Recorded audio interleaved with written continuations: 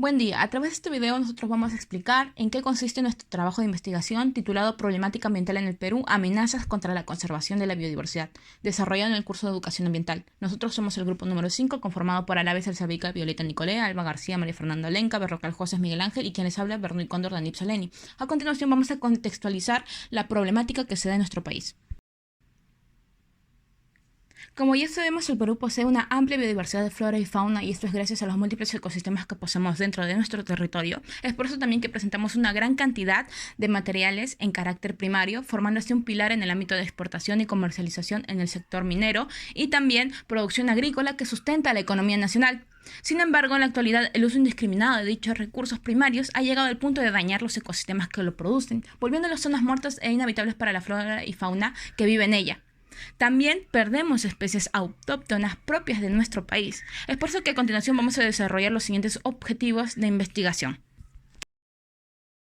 Para realizar la investigación nos basamos en objetivos, los cuales son generales y específicos. En los generales buscamos identificar las amenazas que van en contra de la conservación de la biodiversidad en el Perú y entre los específicos encontramos el promover cambios de comportamiento y de toma de decisión de los actores económicos que están directamente relacionados con el uso de la biodiversidad.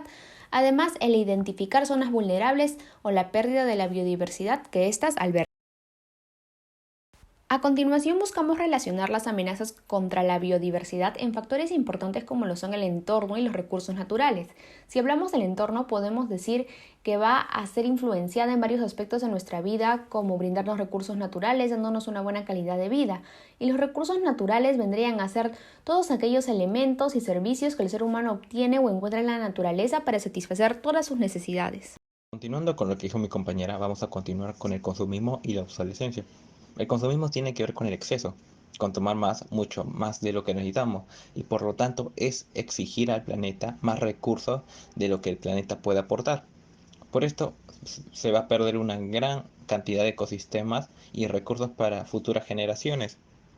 Luego se van a encontrar las causas e interrelaciones con el ecosistema y la biodiversidad, que se van a ver principalmente amenazadas por la deforestación por el uso de la madera, la expansión agrícola, por proyectos inmobiliarios e industriales y por un crecimiento de la infraestructura.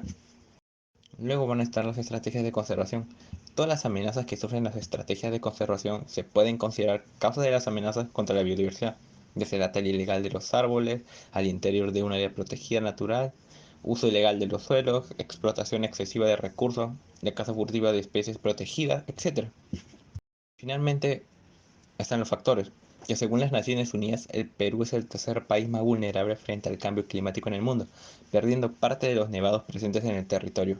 Otro factor perjudicial es la deforestación causada por la industria maderera con una sobreexplotación y la expansión de las ciudades. También la contaminación ambiental a causa de la minería ilegal que contamina y deteriora el suelo.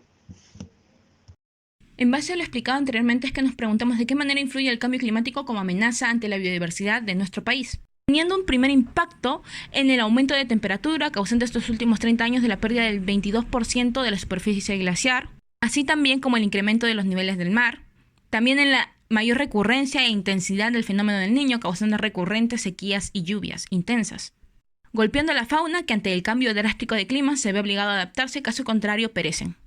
¿Cuáles son las principales características de los impactos ambientales en nuestra sociedad?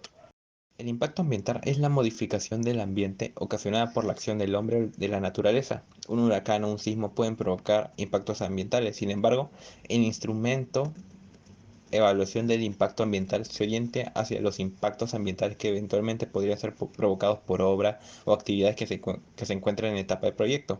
Un ejemplo van a ser la actividad industrial, emisiones de vehículos, quema de combustibles fósiles, contaminación del agua, contaminación del suelo y contaminación lumínica. Y respondiendo a la pregunta, se verían unas consecuencias como la pérdida de la biodiversidad, enfermedades como cáncer, diabetes, mellitus y enfermedades cardiovasculares.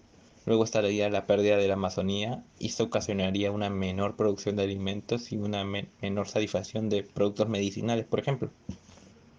En el gráfico siguiente, acerca de la pérdida anual de cobertura de bosques entre el periodo de 2001 y 2016, se puede ver que anualmente se van perdiendo una mayor cantidad de bosques a nivel nacional.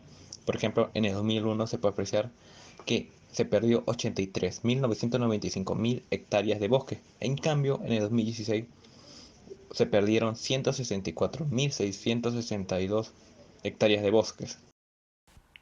¿Cuál es la importancia de la huella ecológica en el análisis de la problemática? Una de las consideraciones más importantes de la huella ecológica es que apoya la evaluación y conservación de la biodiversidad, pues puede ser utilizada como un indicador a gran escala de las causas o presiones subyacentes que causan su pérdida. Es importante mencionar que factores que contribuyen a la problemática de la pérdida de la biodiversidad son los mismos que aumentan directamente la huella ecológica, por ejemplo la deforestación, la escasez de agua, la sobreexplotación, entre otros. En los siguientes dos gráficos podemos observar como resultado que el Perú perdió 203.000 hectáreas de bosque en el año 2020. Además vemos las extracciones de agua totales y sus divisiones. Otros factores importantes además de la huella hídrica y la deforestación son la sobreexplotación de recursos y el cambio climático, los cuales afectan la flora y fauna y en general directamente contra la pérdida de la biodiversidad. ¿Qué acciones de mitigación y adaptación viene tomando el Estado frente a este problema?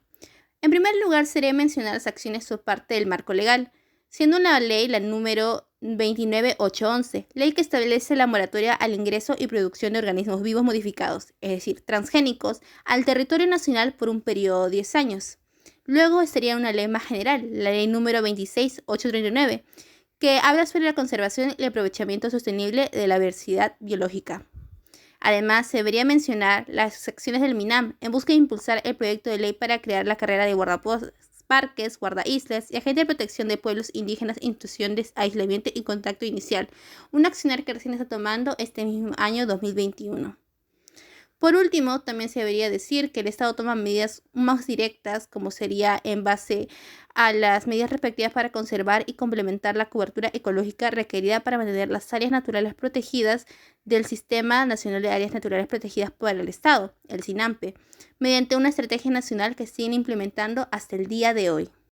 Hemos llegado a 3 conclusiones. En primer lugar está el hecho de que muchas personas sacan provecho de actividades que conllevan una pérdida de biodiversidad y cambios en los ecosistemas.